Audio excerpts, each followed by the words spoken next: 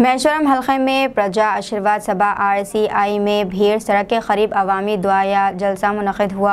तेलंगाना के chief minister KCR ने इस मीटिंग में शिरकत की और इन्होंने मीटिंग से खिताब करते हुए कहा है कि महेश्वरम हलके की तरक्की की वजह सबिता इंद्र रेड्डी है, इसीलिए यहाँ गुलाबी झंडा लहराया जाना चाहिए। इन्होंने कहा है कि कांग्रेस आएगी सब जाएगा, सबिता अम्मा को जिताएं, वो तरक्की के लिए महेश्वरम की रहनुमाई करेंगी, क्योंकि सबिता इंद्र रेड्डी ने जूनियर कॉलेजों, गुरुकुलों, अस्पतालों के लिए लड़कर हुकूमत से 1000 करोड़ रुपये बजट हासिल किया। इन्होंने महेश्वरम में MLA या वजीर की हैसियत के तौर पर कभी बात नहीं की, वो आप में से ही एक है।